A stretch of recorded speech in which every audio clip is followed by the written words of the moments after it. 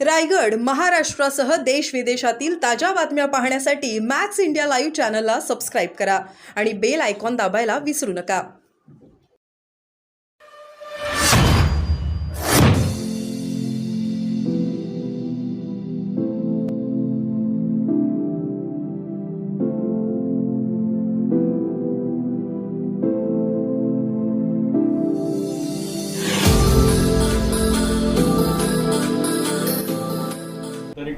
करणाऱ्यांना उमेदवारी मिळाली नाही असं ओमराजेंनी म्हणतात. ओमराजेला पहिले खासदारकीची निवडणूक लढवताना या संजय शिरसाटांनी त्या टायमाला मदत केलेली.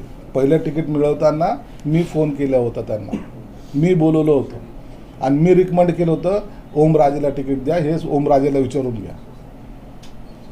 ओमराजे कार्यकर्ता चांगला याबद्दल दुमत नाही, परंतु त्याने इतरांवर बोलू नये. नसता मला आणखी काही गोष्टी ज्या आहेत ते सांगावं लागतील. उदयनराजे यांना उमेदवारी जाहीर झालेली आहे, पण रत्नागिरीची उमेदवारी अजून जाहीर झाली नाही. उदयनराजेंच्या उमेदवारीबद्दल कुठेही शंका नव्हती किंवा शंका असण्याचं काही कारण नाही. त्यांना भाजपने पहिले त्यांची उमेदवारी संदर्भामध्ये त्यांच्याशी बोलणी केली होती आणि त्या पद्धतीने ते कामही करत होते. सिंधुदुर्ग रत्नागिरीची उमेदवारीच्या बाबतीमध्ये अमित शहा साहेब आता उद्या निर्णय घेतील आणि मला वाटतं योग्य तो निर्णय उद्या होईल. परंतु एक लक्षात घ्या की त्या ठिकाणी नारायण राणे साहेब असोत की तो किरण सामंत असो की उदय सामंत असो, यांनी सर्वांनी एकच मान्य केलेलं आहे की जो काही युतीचा जो काही निर्णय होईल ते आम्हा दोघांनाही मान्य आहे. म्हणून भांडण असं तिथं नाही. उमेदवाराची घोषणा होईपर्यंत त्यांना फक्त वाट पाहावी लागते, एवढंच. पण सिंधुदुर्ग रत्नागिरी जागा तुमची अपेक्षा निर्णय कसा घेतील? तुम्ही घेणार ना तो निर्णय? पक्षाचा नेता, भाजपचा नेता म्हणून अमित शहा आहेत. एकनाथ शिंदेने आपली जी काही भूमिका आहे ती त्यांना सांगितलेली आहेत आणि दोघांचा कोऑर्डिनेटर किंवा त्यांचे नेते म्हणून अमित शहा हे निर्णय घेतील. बरं, एक तुम्ही आत्ता बोलताना म्हणाले रोहित पवार यांनी पक्ष सोडून मोदीचा प्रचार करण्याची वेळ येऊ नये याची काळजी घ्यावी. ही कसल्या पद्धतीची सूचना, धमकी, काय हा प्रकार?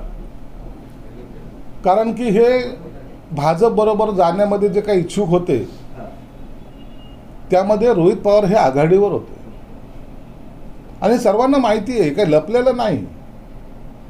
आज ज्या आविर्भावात हे बोलत आहेत हेच लोक चला भाजप बरोबर म्हणणाऱ्यापैकी एक होते.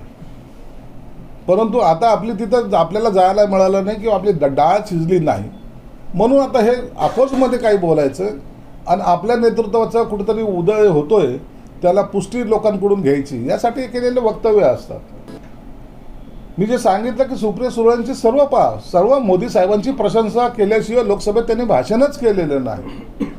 मग त्या टायमाला तुम्हाला ते चांगले वाटत होते, आज तुम्हाला ते विरोधक वाटतात, तुम्हाला ते आज हुकुमशहा वाटतात, आज तुम्हाला ते उद्या जर आले तर घटना बदलतील अशा ज्या काही वल्गना करतायत या किती चुकीच्या आहेत. एकीकडे एक बोलायचं, दुसरीकडे दुसरं बोलायचं, दोन्ही बाजूने वाजवायचा जो काही प्रयत्न करतायत हे लोकांच्या आता लक्षात आलेलं आहे.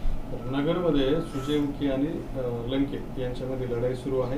तर सुजय विखे यांच्यावरती नाराजी असल्याचे दाखवत ओबीसी भाजपचे प्रदेश सदस्य सुनील रासने यांनी राजीनामा दिलेला आहे मुंबईला जाऊन.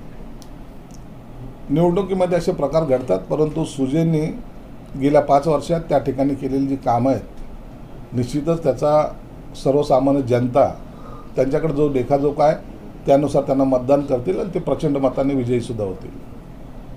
संजय राऊत नरेंद्र मोदी खोटे बोलत आहेत, मी प्रधानमंत्र्यांना बोलत नाही, मी नरेंद्र मोदी. अहो, हे संजय राऊत कोण येते? संजय राऊत खोटे बोलतात, हे संजय राऊतला बोलायचा अधिकार, ते नैतिकता तरी आहे का त्याची? रोज सकाळी खोटं बोलण्यामध्ये जर आघाडीवर कोणी असेल तर महाराष्ट्रामध्ये फक्त तुम्ही याच्यावर स्पर्धा घ्या, 1 नंबर खोटा बोलणारा हा संजय राऊत आहे. याच्या कोणत्या वक्तावर आपण विश्वास ठेवायचा? कोणती गोष्ट त्यांनी खरी बोलली हे तरी चाचपणी तरी कराल का नाही?